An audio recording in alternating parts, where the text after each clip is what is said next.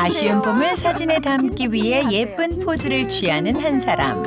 꽃 같은 인생을 꿈꾸는 73세의 오명숙 씨입니다. 저 옆에 계신 분은 누구세요? 우리 동네 언니인데 꽃 구경하고 양재 그 시장 가서 꽃도 좀 보고 구경하러 나왔습니다. 벚꽃놀이 다음 코스는 꽃시장 방문인데요. 이야, 세상 모두가 꿈꾸는 진짜 꽃길을 걷고 계시네요. 그런데 바로 그때 왜 감기 들었어? 온열이도 안 한 개, 개도 안 한데 그 기침이랑 감기 들었어? 그러니까 이마개를 써야겠다. 기침한 게. 기침. 아유. 한겨울에 시작해서 수개월째 이어지고 있다는 기침과 가래. 그런데 문제는 감기만이 아니었습니다. 아우 얘가 다리가 아프 죽겠어 이렇게. 아이고 다리야. 아이고 다리 아파? 응. 지쳐도. 아이고 다리 아프 죽겠어. 아이고. 발바닥에서 시작된 가벼운 통증이 종아리를 타고 올라가 순식간에 하체 전체를 공격. 걷는 게 고통일 지경에 이릅니다. 아파서 죽겠네. 여기도 누르면 아프고 그리고 아프고 이렇게 다리가 아이고 내가 그냥 아파서 죽겠어 이렇게 막 다리가 탱탱 부어 이렇게 갖고 가라고. 그래서 양쪽 다 근다니까 양쪽이 이렇게 쑥 들어가서. 단순한 나이살로 착각하기 쉽지만 극도의 통증을 유발하고 방치하면 각종 합병증까지 일으키는 시한폭탄 같은 부종. 뭐 항상 건강할 줄 알았는데 어느 날 갑자기 그냥 뭐 어디를 갔더니 행사장을 갔더니 뭐 당뇨를 재보라고 그래요. 그래서 재봤더니 400이 나온다고. 400이요? 예. 그래서 깜짝 놀라갖고 400이요? 나는 당뇨가 뭔지도 모르고 그냥 살았는데 400이 나오니까 빨리 병원에 가래요. 피 검사를 했더니 당뇨에다가 고지혈증이랑 혈압이랑 있다고 깜짝 놀래더라고요. 병원 의사가. 그래가지고.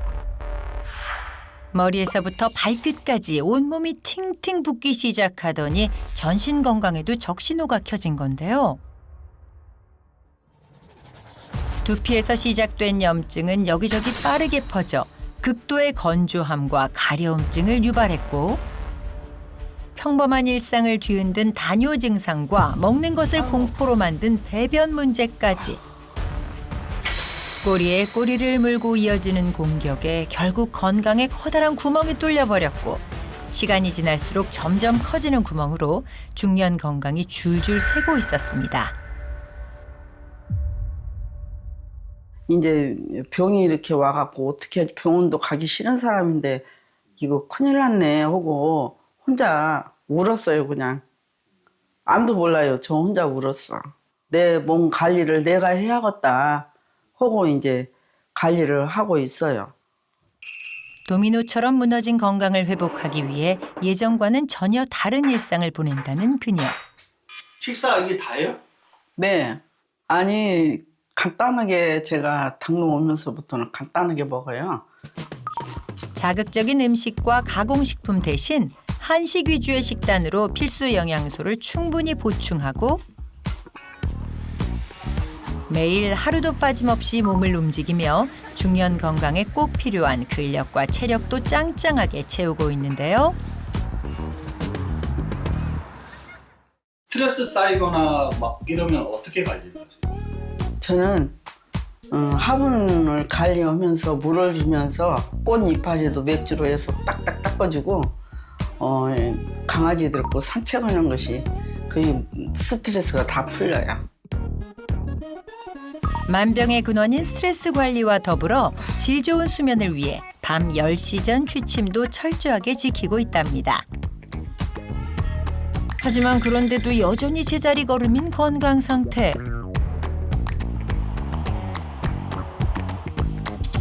우리는 정확한 원인을 찾아내기 위해 정밀 검사를 진행했습니다.